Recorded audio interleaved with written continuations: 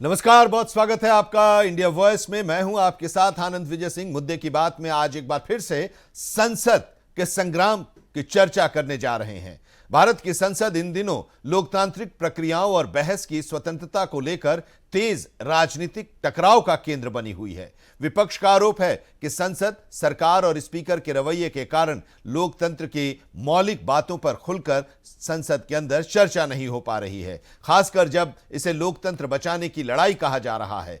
कांग्रेस और अन्य विपक्षी दलों का यह कहना है कि मुख्य मुद्दों पर चर्चा न होने देना, विपक्ष को बोलने से रोकना और संसद की कार्यवाही बाधित करना लोकतंत्र के मूल सिद्धांतों के खिलाफ है। विपक्ष ने संसद में यानी कि लोकसभा में लोकसभा अध्यक्ष ओम बिरला के खिलाफ अविश्वास प्रस्ताव का नोटिस भी पेश किया है, जिसमें 118 विपक्षी सांसदों के हस्ताक्षर हैं।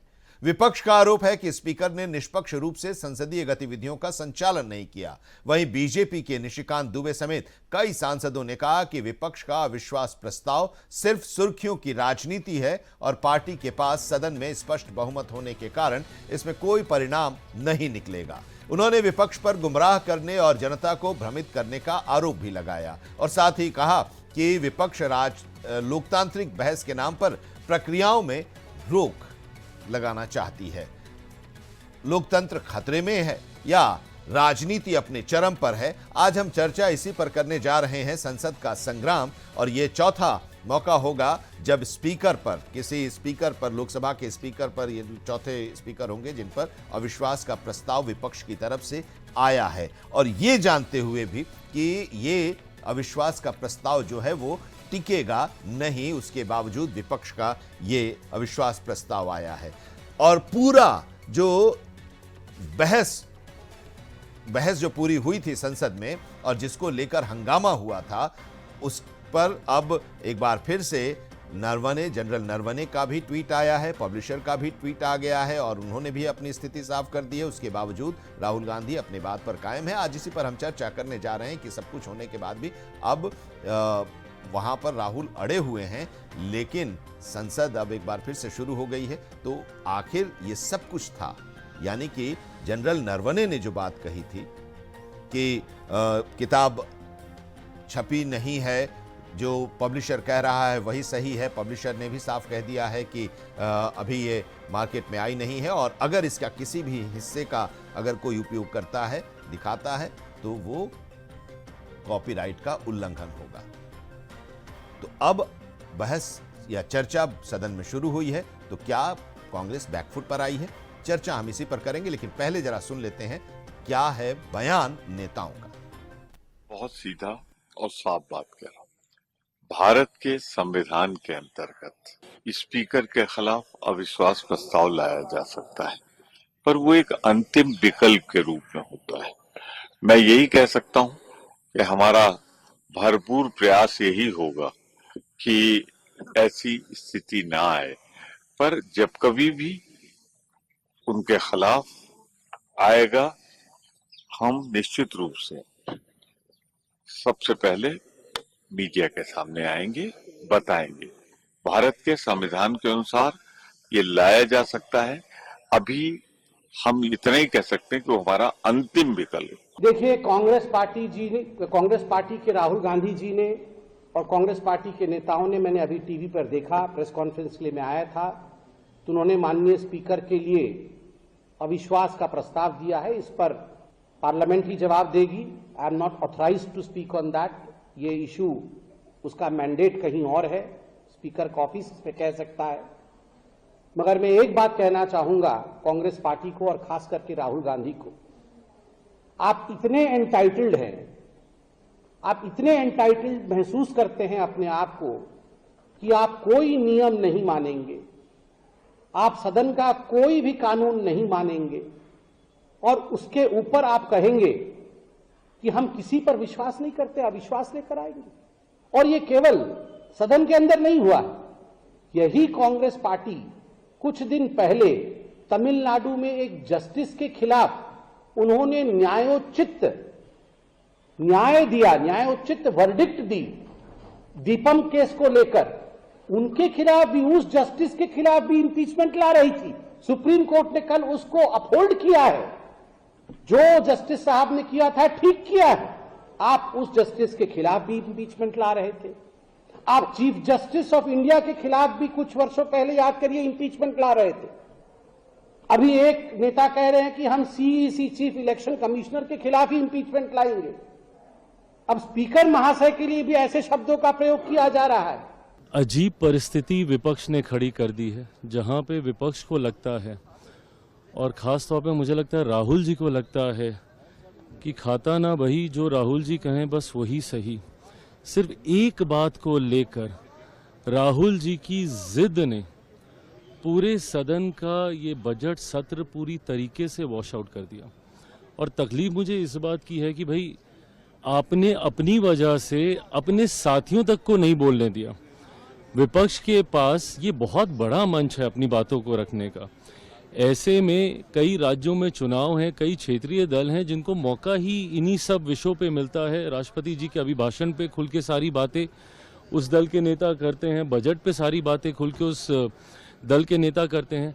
ऐसे में एक ऐसा नेता प्रतिपक्ष इन लोगों ने चुन लिया है जो अपनी जिद की वजह से किसी दूसरे क्षेत्रीय दल को भी बोलने का मौका नहीं दे रहे हैं। ऐसे में मैं मानता हूं कि लोकतंत्र की गरिमा, मर्यादा को तार तार करने का काम विपक्ष के द्वारा लगातार किया जा रहा है। कुर्सी पे चढ़ना, टेबल पे चढ़ना, ये आचरण तो हमने देखा ही। अब लोकसभा स्पीकर पे जिस तरीके से अविश्वास प्रस्ताव लाने की बात कही जा रही है, जिसको लेकर विपक्ष शायद इसको जल्द लाने की सोच रखता है, ऐसे में पुनः चिंता इस बात की भी होती है कि ये वही लोकसभा के स्पीकर हैं जो कि निरंतरता में पिछले उसमें भी थे, पार्लियामेंट के टेन्योर में थे, और इस बार भी उन्हीं को ही पुनः ये जिम्मेदारी दी गई है। ऐसे में जस्ट बाय द वर्च्यू की आप अपनी बात कह नहीं पा रहे, मैं ये कतई नहीं बोलूँगा कि इनको बोलने का मौका नहीं दिया गया, रिपीटेडली इनको बोलने का मौका दिया गया है। अब ये परंपराओं के विरुद्ध जाकर अपनी जिद पे सिर्फ एक ही ऐसे विषय को उठाना चाहेंगे जिसके ऊपर रूलिंग चेयर दे चुकी है, और उस बात के एतराज में आप अविश्वास प्रस्ताव एक ऐसे स्पीकर के प्रति आप लेकर आएंगे जिन्होंने हमेशा प्रयास किया कि कैसे सत्ता पक्ष और विपक्ष एकजुट होकर मिलकर सदन की कार्रवाई में हिस्सा ले। फर्स्ट टाइम मेंबर पार्लियामेंट को बिना ये सोचे हुए कि सत्ता पक्ष का विपक्ष का है, स्पीकर साहब ने मौका दिया, हर किसी को बोलने का मौका दिया।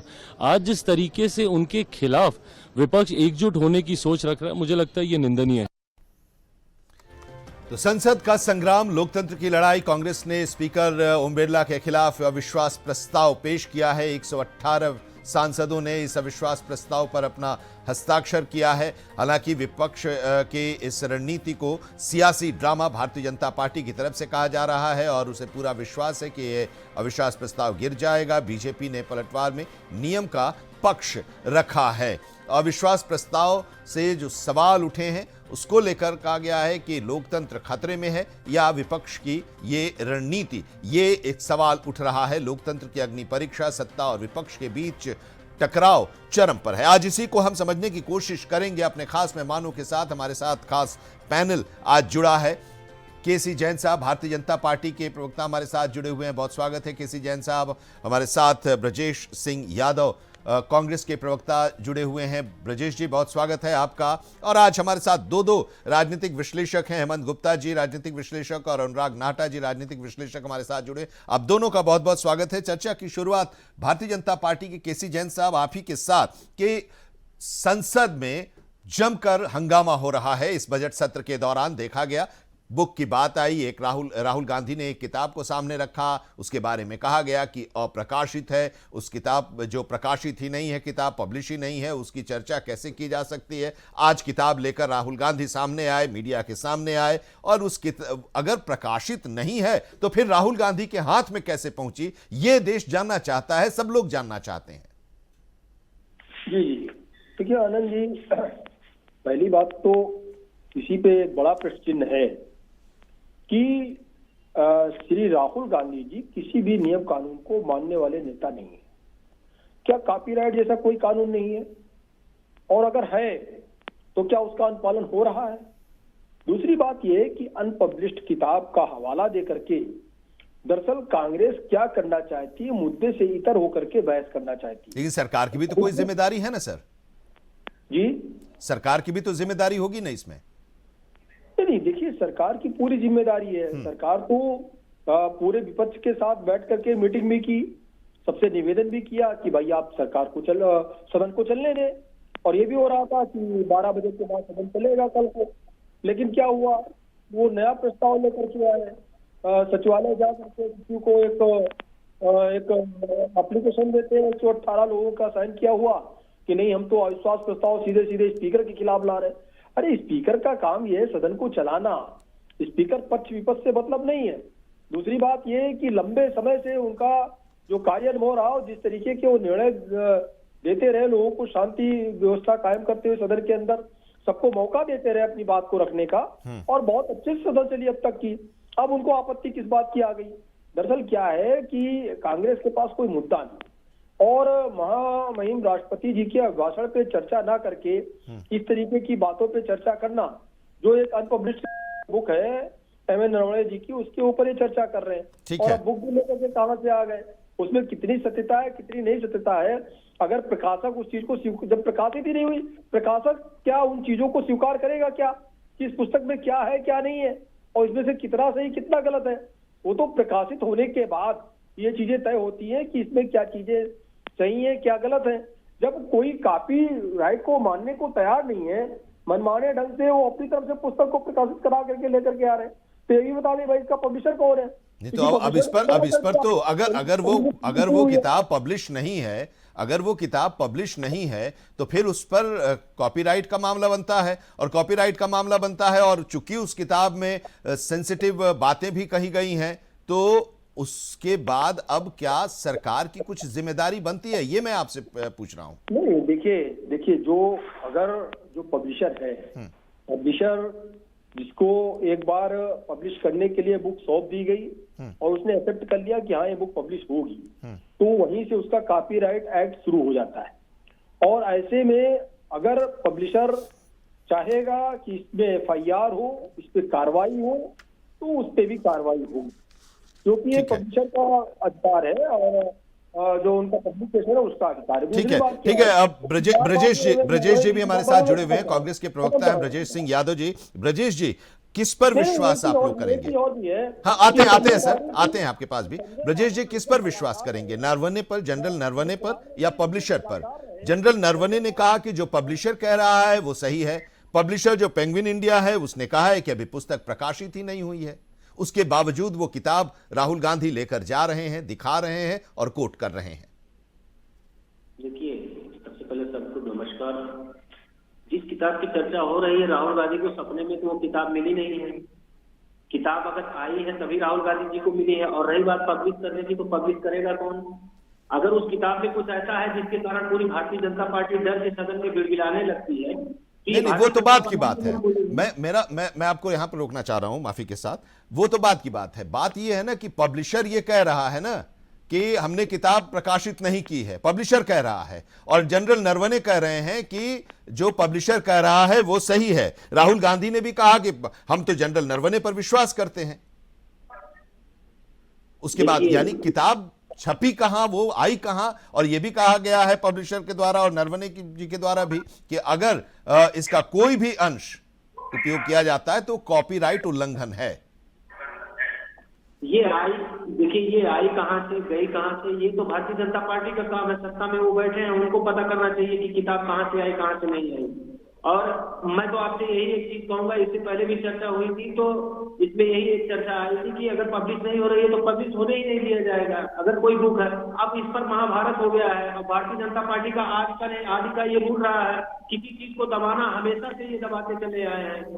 तो मेरे हिसाब से तो ये भारतीय जनता पार्टी ये किताब में है क्या, इस चीज पर चर्चा करनी चाहिए कि आखिर इतना डर की बात का था उनको कि जो किताब को रट लगाए पड़े हुए हैं। क्या किताबों की चर्चा या किताब पर कोई बात पहले सदन में नहीं हुई है? प्रधानमंत्री जी ने भी पहले भी एक किताब JKS करके था, उस पर भी चर्चा की थी, अपने मुंह से ही बोला था। छपी हुई किताब की चर्चा, स्पीकर ने कहा था ना कि जो प्रकाशित ही नहीं, रक्षा मंत्री ने भी कहा कि किताब प्रकाशित है या नहीं ये तो बता दीजिए। पब्लिशर कह रहा है कि प्रकाशित नहीं हुई है, तो जो प्रकाशित ही नहीं हुई है तो उस पर आप क्या बहस करेंगे या चर्चा करेंगे, पूछेंगे? मैं भारतीय जनता पार्टी की ही बात मान लेता हूं कि प्रकाशित नहीं हुई, लेकिन ऐसा उस किताब में भारतीय जनता पार्टी को क्या पता चल गया कि उस किताब में ऐसा कुछ है जिसके कारण पूरी भारतीय जनता पार्टी बिलबिलाने लगी? इसका जवाब देगी भारतीय जनता पार्टी।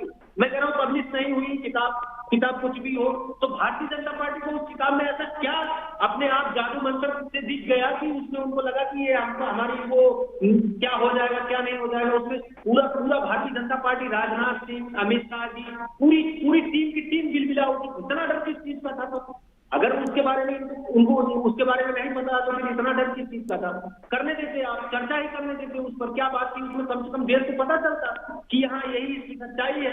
लेकिन डर है। नहीं, वही बात है ना कि हसुआ के ब्याह में खुरपी का गीत गाएं हम, राष्ट्रपति के अभिभाषण पर चर्चा हो रही है और हम किताब की चर्चा करने लगे। राष्ट्रपति का अभिभाषण में तो उस किताब की चर्चा नहीं थी ना।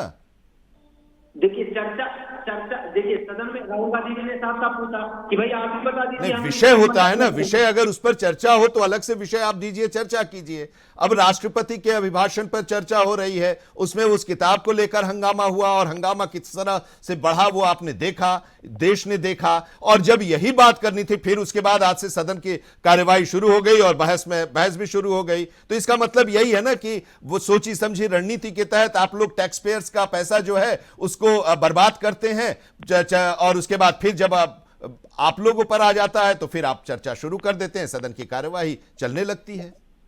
ऐसा कुछ नहीं है। हाँ। ऐसा कुछ नहीं है। मैंने आपसे क्या कहा, उसी समय राहुल गांधी जी ने ये भी पूछा स्पीकर से कि भाई बताइए हम किस चीज पर बोलें, किस चीज पर चर्चा करें। नहीं, विषय तो था राष्ट्रपति का अभिभाषण पर धन्यवाद प्रस्ताव। ये पहली बार तो नहीं था, ये तो हमेशा होता है जब भी राष्ट्रपति का अभिभाषण होता है तो, और उसमें जो उन बातों की चर्चा होती है उसी पर चर्चा होती है। उसमें तो शायद उस किताब का नाम नहीं आया था। नाटा जी, अनुराग जी, आप जरा ये बताइए कि संसद में संग्राम इसी तरह से देखने को मिलता है और लोग उम्मीद करते हैं कि संसद का जब सत्र चले और खास करके जब बजट सत्र चल रहा है तो उस बजट सत्र में बातें सामने आए, कैसा बजट है, बजट पर चर्चा हो। उससे पहले राष्ट्रपति का अभिभाषण पर चर्चा, लेकिन वॉश आउट होते जा रहा है, एक के बाद एक सत्र वॉश आउट हो रहा है, कुछ निकल कर सामने नहीं आ रहा है। विपक्ष सवाल पूछ रहा है, सरकार जब सवाल का जवाब देने के लिए उठती है तो विपक्ष वॉकआउट कर जाता है। ये कौन सा तरीका है, ये कौन सा एक ट्रेंड चल रहा है पिछले कुछ सालों से?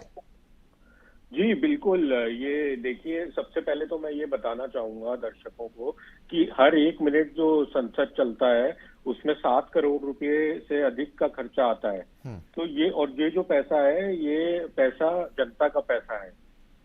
तो एक तरीके से अगर जब जनता जनता उम्मीद ये करती है कि चर्चाएं होंगी और जैसे मुद्दे हैं, जैसे बजट है वो पास हुआ, जैसे भारत और अमेरिका के बीच में ये जो अभी ट्रेड डील हुई है, या और भी कई ऐसे विषय हैं जिन पे चर्चा होनी चाहिए और यही उम्मीद जनता करती है कि चर्चा हो। लेकिन आप ये देख रहे हैं कि आजकल ये हो रहा है कि 10 या 15 मिनट संसद चलती है, उसमें हंगामा होता है और उसके बाद संसद पूरी स्थगित हो जाती है। यही किताब के कारण कम से कम ये तीसरी बार ये संसद स्थगित हुआ है।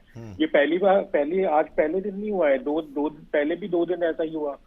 तो ये पक्ष और विपक्ष दोनों को ये सोचना होगा कि क्या ये संसद चलने ही नहीं देना चाहते हैं, क्या ये ऐसे ही चाहते हैं, या ये एक जो है आपस में एक समझदारी बनाए। ये सत्ता दल को भी चाहिए कि ये जो है एक सर्वदलीय बैठक बुलाए और उसमें जो है ये चर्चा करें कि कैसे संसद चल सकता है। अब जहां तक अविश्वास प्रस्ताव का सवाल है, हाँ, अविश्वास प्रस्ताव जो है विपक्ष ला सकता है, जो उनका संवैधानिक अधिकार है। और जहां तक नंबर का सवाल है, विपक्ष भी जानता है कि वो जीत नहीं पाएंगे। तो ये एक जो है मतलब वो इल्जाम ये भी लगा रहा है कि जो ओम बिरला जी है वो जो है एक तरीके से वो भेदभाव करते हैं पक्ष और विपक्ष में। और कई बार हमने देखा भी है कि विपक्ष के नेताओं को सस्पेंड भी किया गया है संसद से। तो और जो सत्ताधारी पार्टी है उसमें थोड़ी वो नरमी बरतते हैं। तो ये उनका इल्जाम है। तो एक तरीके से जो है आपस में जितना ये बातचीत से सुलझा ले और जितना संसद को चलने दे उतना भारत की जनता के लिए अच्छा है, क्योंकि उस चर्चा बहुत सारे विषय ऐसे हैं जिन पे चर्चा हो ही नहीं पा रही है।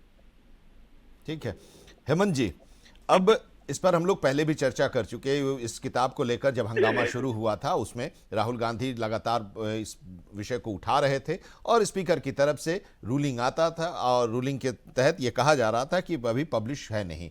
लेकिन सवाल तो ये है, गंभीर सवाल है ना सर, कि जो पुस्तक पब्लिश नहीं है उस पेंगुइन इंडिया ये कह रहा है कि प्रकाशित ही नहीं है। नरवणे जी कह रहे हैं कि जो पब्लिशर कह रहा है वही सही है, उसके बाद भी ये किताब बाहर आ रहा है और ये किस किताब को लेकर राहुल गांधी दिखा रहे हैं और उसको कोट कर रहे हैं, देख रहे हैं। ये एक सवाल। और इस पर अगर स्पीकर रूलिंग देते हैं तो फिर उनके खिलाफ अविश्वास प्रस्ताव।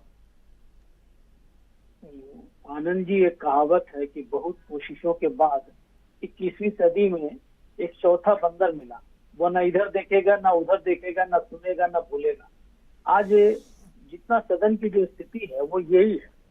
दरअसल समझने की बात है, आपका जो लोकसभा है उसके आर्टिकल 94C के तहत ये एक रेजोल्यूशन लाया गया और रेजोल्यूशन में क्या लाया गया है देखिए। इसमें सबसे बड़ी बात है, उन्होंने कहा कि एलओपी को बोलने नहीं दिया जाता। अगर एलओपी बोलते नहीं तो ये मामला आया कैसे, पहली बात।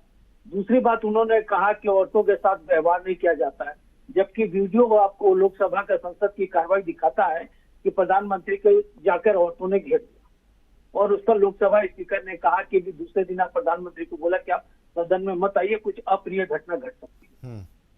तो ये भारत का एक ऐसा अलग मसला है जो सिक्योरिटी से जुड़ा हुआ। मैंने पिछले बार भी कहा था कि आर्टिकल 19 ये नहीं कहता है कि आप बोलते रहिए या कुछ भी बोलने की आपको आजादी है। 19(2) में ये बोला गया है कि अगर कोई भी भ्रामक तथ्य देश के सामने रखते हैं तो आपको एनएसए का सेक्शन जो है ना 1980 का जो है ना उसके साथ आपको अपराधी माना जाएगा। ये तो शुक्र मनाइए कि इनके ऊपर चार्ज नहीं हुआ, क्योंकि एलओपी लीडर है। सबसे बड़ी बात है एलओपी पर उसके लिए सदन से प्रस्ताव होना चाहिए, इसलिए नहीं लाया जा रहा, नहीं तो ये बहुत ही गंभीर मामला है।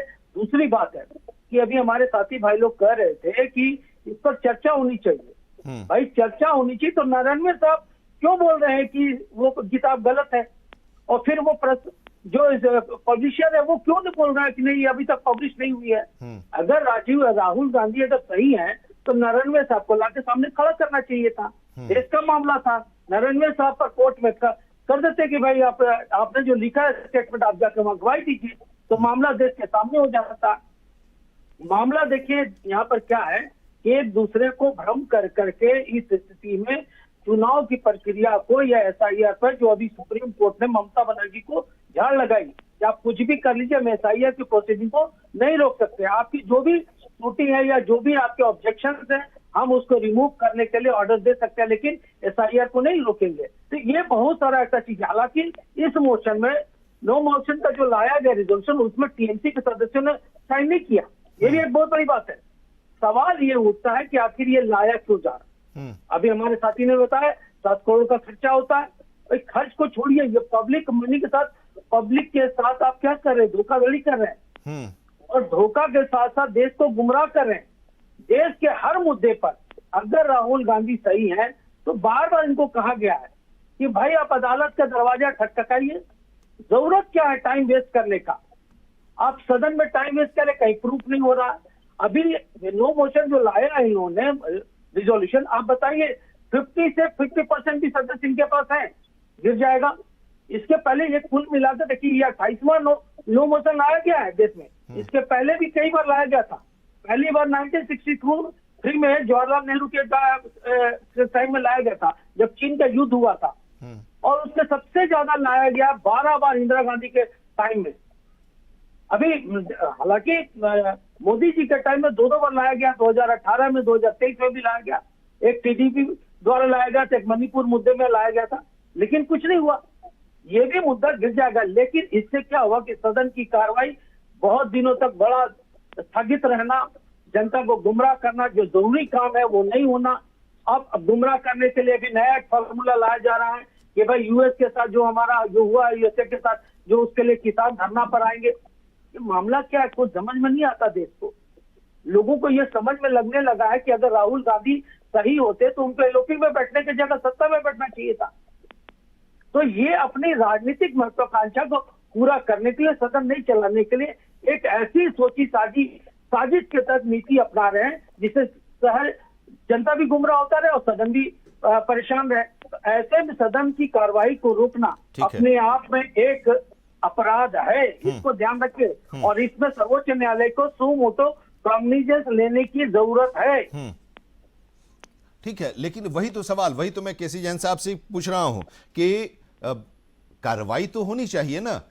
उस किताब में कुछ ऐसी बातें हैं जो कि राष्ट्रीय सुरक्षा से जुड़ा है, तभी तो वो रक्षा मंत्रालय में वो किताब है और उसके परमिशन के लिए अभी पेंडिंग है। परमिशन अभी नहीं दी गई है कि वो पब्लिश हो और फिर मार्केट में आए, लोग उसको खरीदें और पढ़ें। अभी इसकी परमिशन नहीं है, तभी तो इतना सेंसिटिव इशू है। उसके बावजूद अगर ये किताब बाहर आ जा रही है और ये कह रहा है पब्लिशर कि नहीं हमने तो अभी किताब पब्लिश नहीं की है, जब पब्लिश ही नहीं की तो फिर बाहर कैसे आ गया? तो ये तो सरकार बड़ी बात यही है ना, सबसे बड़ी बात है कि देखिए कई बार सुप्रीम कोर्ट ने, मैंने बार बार कह रहा हूं कि इस वक्त सुप्रीम कोर्ट को इंटरफेयर करना चाहिए। और जब मामला देश का हो और संविधान की बात की आ रही है, देश की सुरक्षा की बात आ रही है, संप्रभुता की बात सामने आ रही है, तो उनको सो कॉग्निज लेना चाहिए, सो मोटो कॉग्निज लेना चाहिए। जी जी जी, देखिए आनंद जी कि हमने पहले ही कहा कि विपक्ष क्या कर रहा है, केवल सदन को गुमराह करने का प्रयास कर रहा है। और ओम बिरला जी पर आरोप लगा करके आखिर राहुल गांधी जी सिद्ध क्या करना चाहते हैं?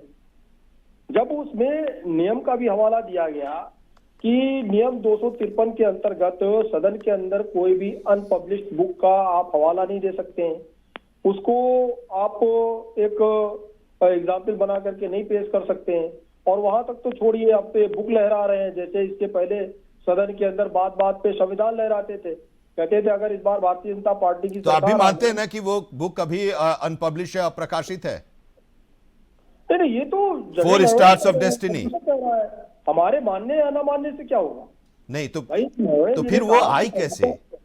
पब्लिशर वो किताब आई कैसे? वही तो सबसे बड़ा सवाल यही है सर। ये तो बताना चाहिए राहुल गांधी जी को कि जिसको कहते हैं कि भाई कुछ आप लोग भी तो बताइए, राहुल गांधी तो बताएंगे, लेकिन आप पूछेंगे तब तो बताएंगे। ये स्वयं चुरा के लाए हैं या इनके किसी नेता ने चुरा के लाके इनको सौंप दी है, ये तो राहुल गांधी जी को बताना चाहिए। तो आप पूछेंगे तब तो बताएंगे। आपने पूछा कानूनी तरीके से, आपने पूछा। सवाल तो ये है, यही तो सवाल है कि हर चीज राहुल गांधी ही बताएं। आप लोग भी तो पूछिए। देखिए क्या है, देखिए वो मैं उसका भी जवाब दे रहा हूँ। लेकिन क्या है कि पहली बात तो 118 सांसदों के द्वारा पत्र लिख करके जो एक सवाल उठाया है ओम बिरला जी पर, तो ये सोचते हैं कि लोकसभा के एक स्पीकर के ऊपर सवाल उठाने से, उसकी छवि को धूमिल करने से सारे मुद्दे दब जाएंगे और ये जो कहेंगे वो मान लिया जाएगा। सदन के अंदर बार बार ये बात माननीय स्पीकर महोदय ने रखी कि आप जो सवाल करने करिए। अभी आपने एक सवाल किया कांग्रेस के साथी से कि जो महामहिम राष्ट्रपति है उनके अभिभाषण पे सवाल होना चाहिए। अभिभाषण उनका क्या होता है कि साल भर में सरकार की जितनी भी नीतियां होती है, जो सरकार काम करती है, उस पे राष्ट्रपति महोदय का अभिभाषण होता है। आपको लगता है ये काम नहीं हुआ, आप उस सवाल उठाइए, चाहे रक्षा सौदे को लेकर के हो, चाहे देश की प्रगति को लेकर के हो, जीडीपी को लेकर के हो, इतने मुद्दे। हमें लगता है कि सदन तो 2-4-10 दिन चलती है, अगर आप पूरे महीने 2 महीने चर्चा करते रहेंगे। लेकिन काम की बात चर्चा करके, चर्चा किस की पुस्तक की चर्चा हो रही है, उसी पे हवाला दिया कि धारा 300 नियम 353 के अंतर्गत आप अनपब्लिश्ड बुक का हवाला नहीं दे सकते। तो अनपब्लिश्ड तो छोड़िए, ये तो चोरी करके बुक भी ले आए सदन के अंदर राहुल गांधी जी।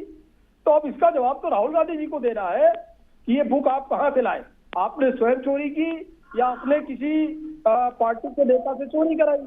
और सदन के अंदर अगर इसकी चीजें हो रही है तो जो कॉपीराइट एक्ट है ना, इसका कितना बड़ा उल्लंघन है। अगर विपक्ष का नेता कोई अनपब्लिश्ड बुक को लेकर के आता है, पब्लिश बुक है, हमारे हाथ से है ये बुक और ये देखिए इसमें लिखा हुआ, अरे कौन उसको क्लेरिफिकेशन कौन देगा उसको कि भाई इसमें क्या पब्लिश है क्या नहीं पब्लिश है? पब्लिशर का ये भी जिम्मेदारी होती है कि हमारे पास ये बुक है, इससे इसका कंपेरिजन किया जाए कि इसमें ये चीजें है कि नहीं है। डुप्लीकेट अगर बुक मार्केट में आ जाए तो उसका कंपेरिजन किससे होगा? पब्लिक बुक से होगा ना। अब वो पब्लिश हो ही नहीं है, तो इसमें दोनों की काफी राइट का उल्लंघन है। वो पब्लिशर का ही नहीं, वो बौद्धिक जो क्षमता है, अपनी बौद्धिक क्षमता को बुक के रूप में जो पब्लिश करते हैं और बौद्धिक क्षमता के संरक्षण के लिए जो काफी राइट बनाया गया है, इसकी भी चोरी है ये। ठीक है। तो ये नरवणे जी की भी बुक की भी चोरी है और पब्लिशर की तो चोरी है ही है। तो इस तरीके का काम करके उपचार सिद्ध करना चाहते हैं। और ये मालूम है, अभी देखिए 1-2 दिन का सदन और है, उसके बाद सदन भी बंद हो जाएगा। फिर क्या होगा? ये मार्च में शुरू होगा। इनका काम ये इसकी स्त्री करके किसी तरीके से छुट्टी लेना है इनको, राहुल गांधी जी को। और ये जो लेकर के आए ना कि इतने सांसद हमारे साथ में हैं, इनके खिलाफ अविश्वास प्रस्ताव लेकर के आए हैं, तो इस अविश्वास प्रस्ताव से कुछ नहीं हो रहा है। कम से कम 270 मत चाहिए इनको, लेकिन अगर 200 सोचिए तो इनके पास 118 ही है और अभी 2 दिन के बाद सदन ही बंद हो जाएगी। नहीं, वो तो जानते हैं कि उनका विश्वास प्रस्ताव टिकने वाला नहीं है। वो जानते हैं, वो इस सभापति, राज्यसभा के सभापति के लिए भी उन्होंने अविश्वास प्रस्ताव लाया था, वो जानते हैं वहां पर क्या हश्र हुआ था। लेकिन वो एक बताना चाह रहे हैं कि स्पीकर हमारे साथ भेदभाव कर रहे हैं, जो कि अभी नाटा साहब ने बताया कि स्पीकर भेदभाव कर रहे हैं, तो उसको लेकर वो एक मैसेज देने की कोशिश है उन लोगों की। बहरहाल ब्रजेश जी, मनमाने ढंग से देखिए आनंद जी, क्या है कि जो नियम विपक्ष पे लागू है वो नियम सरकार के लिए भी।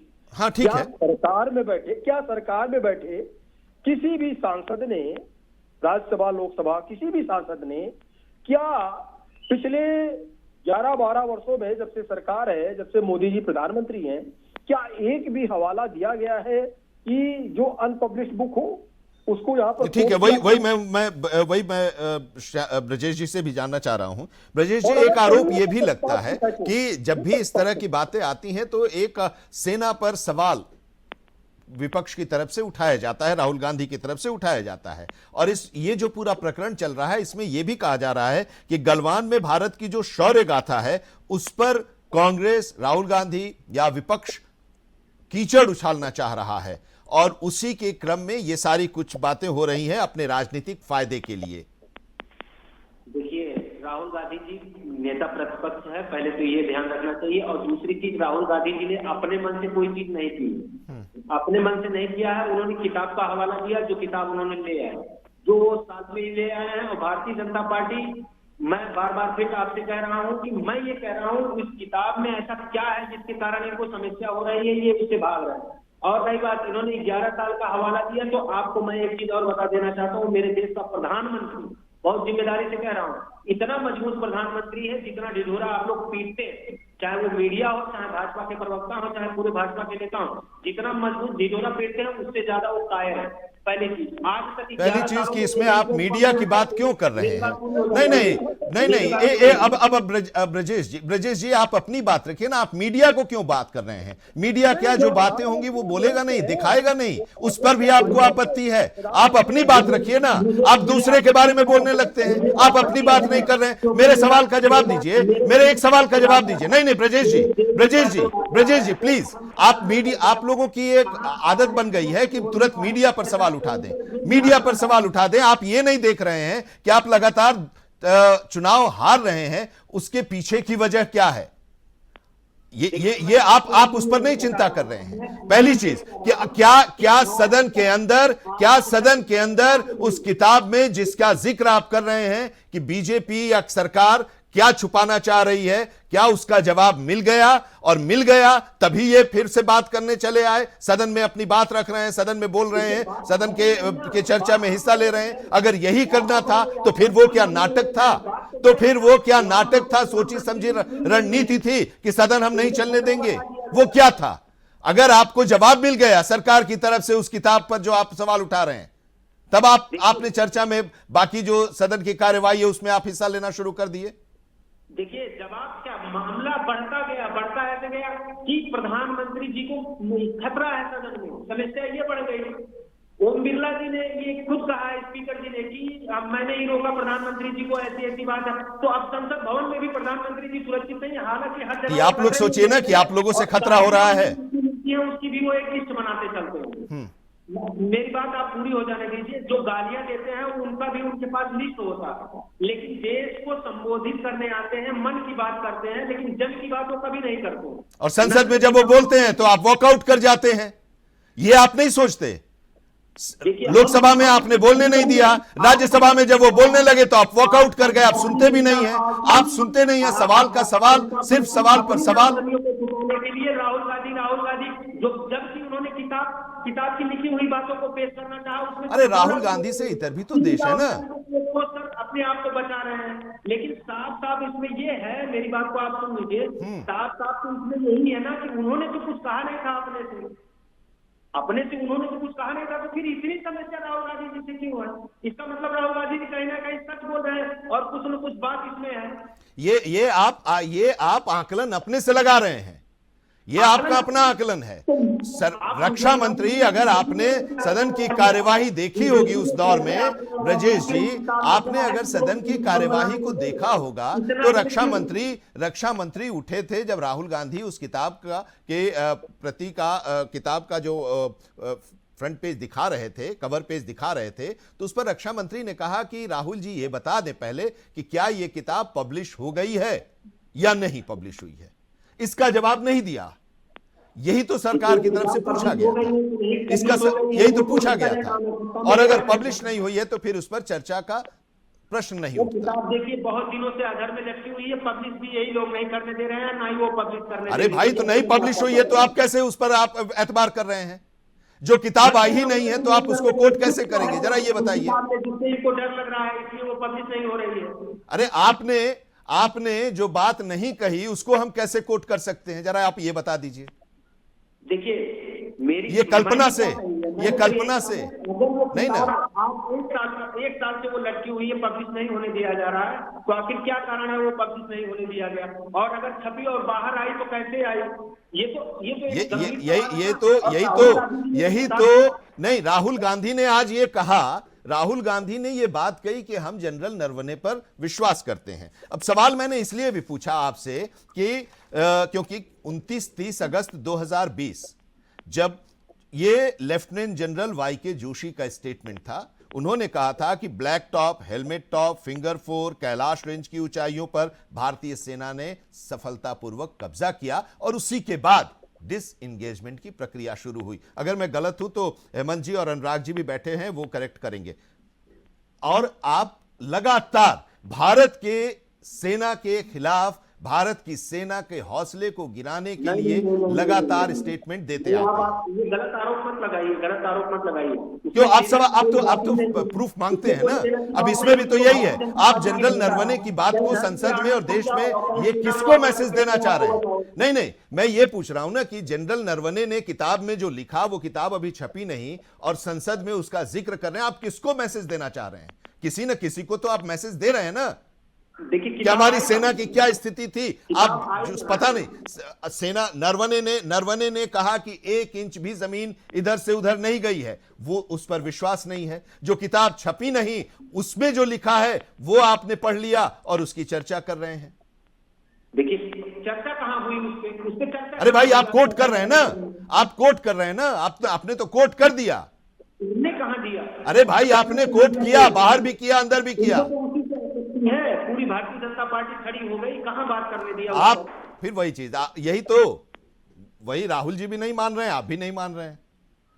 पढ़ तो दिया था वो पैरा, अनुराग जी पढ़ दिया था ना पैरा, और वो मैसेज किसको देना था? जरा आप बताइए हमें कि राहुल गांधी वो मैसेज किसको देना चाह रहे थे? जब नरवणे ये उस समय उन्होंने कहा था कि 1 इंच भी जमीन इधर से उधर नहीं गई, उसके बाद उस किताब जो अभी छपी नहीं है उसमें लिखी हुई लाइन जो उन्होंने पढ़ी है उसको वो कोट कर रहे हैं। ये किसको मैसेज देने की कोशिश हो रही है? देखिए ये जो है राहुल गांधी जो है बस एक प्रेशर टैक्टिक यूज करने की कोशिश कर रहे हैं। जैसे कि आपने बोला, अगर ये किताब अगर पब्लिश नहीं हुई है, अगर पब्लिश नहीं हुई है तो राहुल गांधी जी के पास कैसे कॉपी आएगी? उस पर भी एक जांच होनी चाहिए। वो राहुल गांधी कैसे लेके घूम रहे हैं? वो लेके तो घूम नहीं सकते। संसद सत्र चला होता तो कुछ न कुछ आपको भी और हमको भी जानकारियां मिल गई होती उसके बारे में, लेकिन उससे पहले ही ये डर गए। ठीक है अनुराग जी। जी बिल्कुल, ये देखिए यही एक पॉलिटिकल इमेच्योरिटी जो जिसको कहा जाता है वो राहुल गांधी जी की दर्शाता है। राहुल गांधी जी के पास इतने मुद्दे हैं। राहुल गांधी जी के पास सबसे बड़ा मुद्दा है अभी अभी जो बजट पास हुआ उसमें अगर कोई कमी है वो उस पर चर्चा कर सकते हैं। फिर वो यूएस और भारत की ट्रेड डील पे चर्चा कर सकते हैं। उसके बाद दिल्ली में जो पोल्यूशन है या भारत में जो पोल्यूशन है उस पर चर्चा कर सकते हैं। चर्चा करने के मुद्दे तो बहुत ही अधिक है। मैं तो अभी आपको 3 या 4 मुद्दे गिनाए हैं, लेकिन काफी मुद्दे हैं। लेकिन ये देखिए आप कि वो एक किताब को लेकर के कम से कम 3 से 4 दिन अगर संसद स्थगित हो रहा है तो कितनी ये शर्म की बात है कि उनकी वजह से जो है वो संसद स्थगित हो रहा है। और ये देखिए ये जो वो अविश्वास प्रस्ताव भी लेके आए हैं उनको भी पता है कि ये गिर जाएगा। अब जो है बजट सत्र में ज्यादा दिन बचे नहीं है, सिर्फ ये एक ही हफ्ता है जो ये 2 या 3 दिन और बचे हैं। तो इसमें सबको चाहिए कि साथ मिलकर ज्यादा से ज्यादा विषयों पर चर्चा करें। और ये तो विपक्ष के लिए तो एक अच्छा प्लेटफॉर्म है अपनी जो शिकायतें हैं या जो भी देश के मुद्दे हैं और उनको रखने का। तो ये वो खुद ही अपनी तरफ से वो एक तरीके से वेस्ट कर रहे हैं, जाया कर रहे हैं उस प्लेटफॉर्म को, उस समय को। क्योंकि अगर आपको पता होगा कि जो संसद में जिस पार्टी की जितनी सीटें होती है उस हिसाब से उनको बोलने का टाइम भी अलॉट होता है, समय अलॉट किया जाता है। तो वो अगर संसद नहीं चलेगी तो वो जो समय है वो समय कम होता जाएगा। आप मुद्दे उठा ही नहीं पाएंगे जो देश के मुद्दे हैं, जो जनता के मुद्दे हैं। अच्छा, ये कौन सी रणनीति है अनुराग जी कि चर्चा होती है तो विपक्ष की तरफ से लोग अपनी बात को रखते हैं, सवाल पूछते हैं सरकार से, और जब सरकार की तरफ से आखिर में चर्चा के आखिर में जवाब आता है, जैसे प्रधानमंत्री अगर उसमें बोलने के लिए खड़े होते हैं जवाब देने के लिए, तो फिर सुना नहीं जाता है, विपक्ष वॉकआउट कर जाता है। तो फिर उसका मतलब क्या रह जाता है सवाल पूछने का? जवाब तो सरकार देगी ना। अब सरकार उनके हिसाब से तो जवाब नहीं देगी कि वो जो चाहते हैं वही बोले। जी बिल्कुल, ये बात आपने बिल्कुल ठीक कही है। अगर आपको सवाल पूछने का अधिकार है लेकिन आप जवाब सुनने का तो आप हिम्मत रखिए कि जवाब तो आप सुने। और जवाब अगर आपको ठीक से आपको अगर सही नहीं लगता है या उसमें कमी लगती है तो आप फिर से सवाल पूछिए उसके ऊपर। लेकिन ये तो कोई तरीका नहीं है कि संसद को नहीं चलने देंगे और हम हर समय अपनी मनमानी करेंगे। तो ये जनता भी देख रही है और जनता को ये पसंद नहीं आती है ये सब चीजें, क्योंकि ये जनता का पैसा है जो वेस्ट हो रहा है, जनता का पैसा खराब हो रहा है। तो एक तरीके से जो है इसीलिए आप देखिए कि चुनाव दर चुनाव कांग्रेस की कैसी दुर्दशा होती जा रही है। एक जवाब तो जरूर केसी जैन साहब आपसे हम चाहेंगे कि विपक्ष ये भी कहता है कि भाई देश की सुरक्षा का मुद्दा है और देश की सुरक्षा पर हम सवाल नहीं करेंगे तो कौन करेगा? विपक्ष है, सवाल करने का उनका अधिकार है, लेकिन जवाब आप लोगों की तरफ से नहीं आता है। हमेशा ये कहा जाता है कि आप जानबूझकर सेना के मनोबल को नीचे गिराने के लिए इस तरह के सवाल कर रहे हैं। सुरक्षा देश की है, सीमाओं की सुरक्षा है, उसका सवाल तो वो करेंगे। नहीं, बिल्कुल सवाल करना चाहिए, लेकिन सवाल कहाँ करते हैं? ये तो जवाब खुद ही देते हैं ना।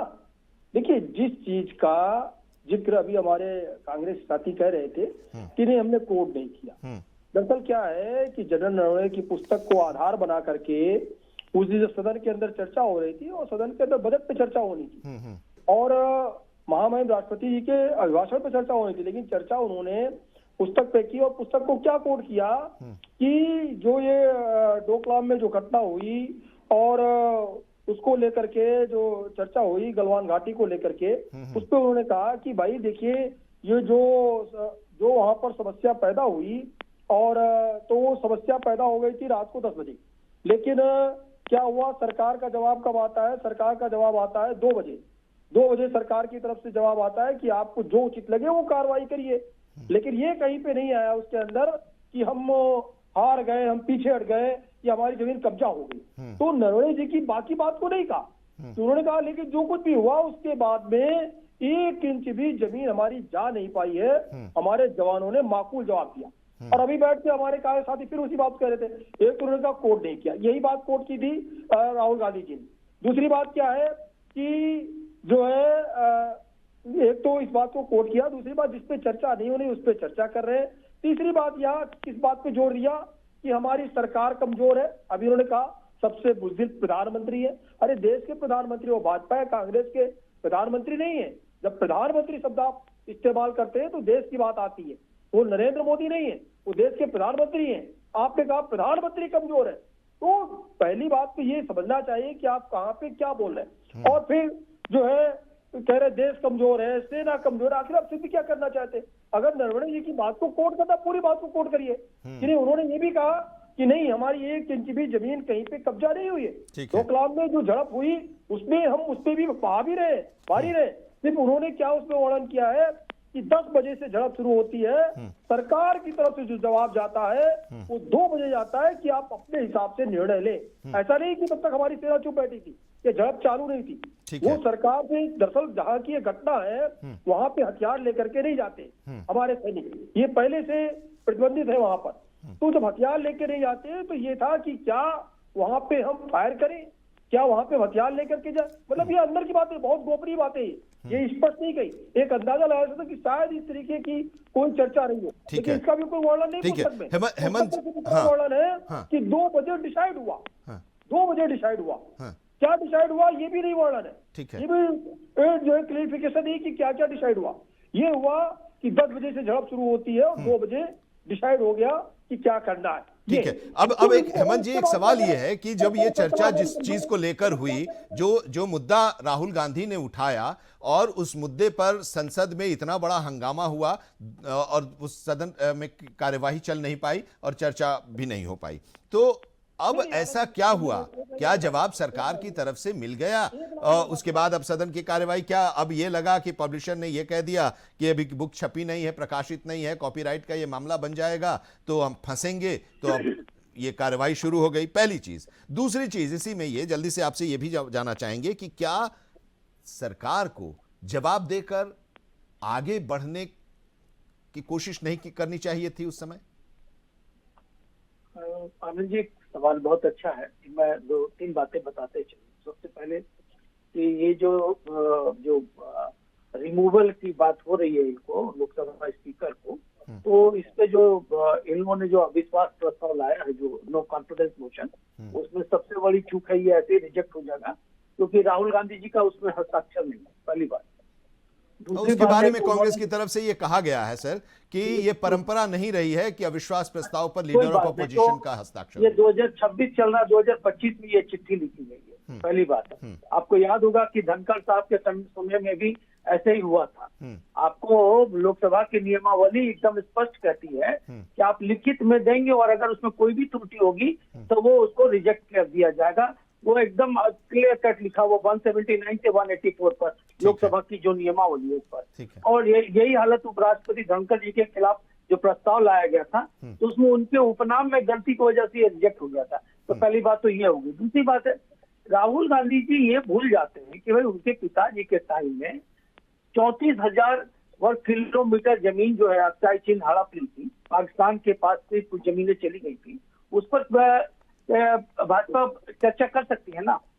लेकिन इन चर्चाओं को करके क्या देश को आगे बढ़ाया जा सकता है? देश को विकास के मार्ग पर लाना है, जो प्रधानमंत्री कर रहे हैं।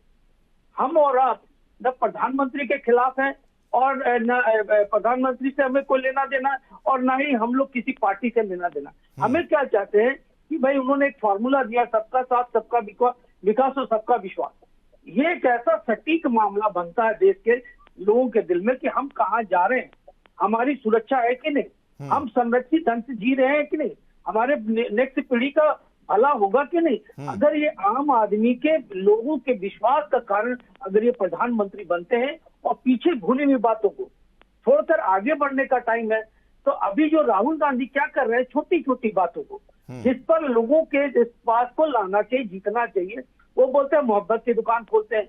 भाई उनके मोहब्बत की दुकान में कई जगह तो नफरत की दुकान खोली है। बंगाल में एक बोलते हैं बाबरी मस्जिद बनाएंगे, उस पर कभी ये नहीं बोलेंगे। मुर्शिदाबाद में आबादी बढ़ रही है मुसलमानों की और वहाँ बिशमेंट वाला काम हो रहा है, उस पर कभी नहीं बोलेंगे। तो ये हिंदू मुस्लिम कह के ये भाजपा को जिस तरीके से ये लताड़ने या बदनाम करने की कोशिश कर रहे हैं, ये पूरी जनता देख रही है, इसीलिए इनको बार बार एलओपी के जगह पे इनको बैठाया जा रहा। अब आई तीसरी बात, राहुल गांधी जी जिस तरीके से मोशन ला रहे हैं, क्या ये सही है? लोकसभा में, लोकसभा किस लिए बना? देश को चलाने का मुद्दा है या देश को उलझाने वाला मुद्दा? ये हर वक्त देश के और लोगों को उलझा कर रखते हैं। जब भी इनके साथ ये कभी महंगाई पर नहीं कर रहे, अभी बताइए इनको बोला जाता है तो महंगाई पर कभी डिस्कशन क्यों नहीं करते? इनको बोलने के लिए दिया जाता है तो 2 मिनट से ज्यादा वो बोल नहीं पाते हैं। इनको जो भी ये लिख के लाते हैं ये वही पढ़ते हैं लोकसभा में जो इनको लिख के दिया जाता है। इनको तो ये भी नहीं पता है कि आप क्या बोल रहे हैं। इनका स्टेटमेंट आप सुनेंगे तो आपको हंसी आएगी कि ये आदमी क्या बोल रहा है, बिना पढ़े लिखे लोकसभा में आ जा रहे हैं। ठीक है, आप जनता के रिप्रेजेंटेटिव के रूप में एलओपी बनाया गया तो उन मुद्दों को उठाइए जो जनता से रिलेटेड है। अभी आप देश को गुमराह कर रहे हैं। अगर आप सही होते तो आप ही नरेंद्र साहब को क्यों लाके कोर्ट पे खड़ा कर दे रहे हैं? भाई क्या झूठ क्यों बोल रहे हैं? आपने ये लिखा है किताब में, ये किताब आपकी पब्लिशिंग है, इनके पास तो है राइट ना। जितना संविधान का या जो कोर्ट में हक प्रधानमंत्री का होता है एलओपी का भी है, तो वो क्यों नहीं जाते? यहाँ टाइम क्यों बर्बाद कर रहे? तीसरी बात आप ध्यान देखिए कि ये एलओपी करते क्या है। जब इनको मोशन लाने की बात होती है तो इधर उधर की बात में घुमा करके देश को गुमराह करना चाहते, और ये चाहते हैं कि हम प्रेशर पॉलिटिक्स करें, हम प्रेशराइज करें। ऐसे प्रेशराइज करने से लोकसभा स्पीकर ने जो रवैया अपनाया है कि भाई हम तब तक लोकसभा में नहीं जाएंगे जब तक कि आप खुद डिसाइड ना कर दें ठीक है कि आप सही हैं या गलत। अभी अगर ये गिर जाते हैं तो इनकी कितनी बेइज्जती होगी। एक दूसरी बात है जो इन्होंने किया है प्रधानमंत्री के साथ, जो अभी डिस्कशन में हो रही थी कि महिलाएं गिर रही थी, आप बताइए कहीं रूल में है कि आप अपने वेल छोड़कर दूसरे के वेल में जा सकते हैं? तो इन्हीं के रीजन में ये क्यों हो रहा है? लेकिन ये भी तो नया नहीं है ना, वेल में तो हर दौर में लोग आते जाते रहे हैं। लेकिन इस तरीके से नहीं ना कि प्रधानमंत्री को घेर लें, ये तो नहीं हुआ आज तक। दूसरी बात है कि आप लोकसभा स्पीकर के मुंह पर कागज फाड़ के फेंक दे रहे हैं, तो आप कौन सी मर्यादा को पालन कर रहे हैं? आप तो मर्यादा को उल्लंघन कर रहे हैं। तो ना आपके पास संस्कार है, ना आपके पास गुड बिहेवियर वाला मैनर आ रहा है, और ना ही आप देश को वो बातें बोल पा रहे जो जनता सुनना चाहती है। आप वो बातों बोल जा रहे हैं। यही बात तो अनुराग जी ने भी कही। यहाँ ये बात इंपॉर्टेंट है और ये बात अनुराग जी ने भी कही कि जनता को बताना चाहिए, और जनता को बताने के लिए तो संसद एक बहुत बड़ा माध्यम है। वहां पर आप अपनी चर्चा में अपने भाषणों के जरिए जनता तक अपनी बात को पहुंचा सकते हैं। ब्रजेश जी कुछ आप कहना चाह रहे थे जल्दी से। देखिए अभी भाई साहब ने यही कहा कि भटकाव और गुमराह करने की बात, तो गुमराह कौन करता है? और हमारे भाजपा प्रवक्ता ने अभी ये चीज कहा कि प्रधानमंत्री हैं वो पूरे देश के प्रधानमंत्री हैं, तो मैं उनको आज बता देना चाहता हूं, जाके वो मंथन कर लेंगे, सर्च कर लेंगे, वो प्रधानमंत्री कम है और प्रचार मंत्री ज्यादा है, और ये पूरा देश जानता है। पहली चीज, कब चाय बेची, कब भिक्षा मांगी, कब फकीर बन गए, उसके बाद कब इनकी डिग्री भी आ गई, और कब इन्होंने कहा हमारी पढ़ाई भी नहीं हुई। तो देश को गुमराह करने की बात जब कोई करता है ना भारतीय जनता पार्टी का, तो मुझे हंसी आती है। हंसी इस बात पे आती है कि मेरे देश का प्रधानमंत्री आए दिन लोगों को, पूरे देश की जनता को गुमराह करता है। अच्छा, देश की जनता को अगर ब्रजेश जी समय तो नहीं है चर्चा को आगे बढ़ाने का, लेकिन सवाल ये है ना कि देश की जनता को अगर वो गुमराह कर रहे हैं तो क्या देश की जनता गुमराह हो जा रही है? और आप देश की जनता को समझाने की कोशिश कर रहे हैं, आप समझा नहीं पा रहे, इसका मतलब तो यही है ना। हो गया। देखिए मैं बताऊं, भारतीय जनता पार्टी आज देश में सिर्फ गुमराह की राजनीति करती है। अभी भाई साहब ने बताया कि राहुल गांधी महंगाई से कांग्रेस नहीं लड़ी, महंगाई पर आवाज नहीं उठाई, कांग्रेस नहीं उठाई। मुझे कोई बता दे कि कोई आज गिरते रुपए पर बात करने को तैयार है? नहीं है। प्रधानमंत्री मणिपुर पर जब चर्चा विपक्ष मांग रहा था तो नहीं किया, और यही जल्दी से केसी जैन साहब, जल्दी से 10 सेकंड में जल्दी से कंक्लूड करना है।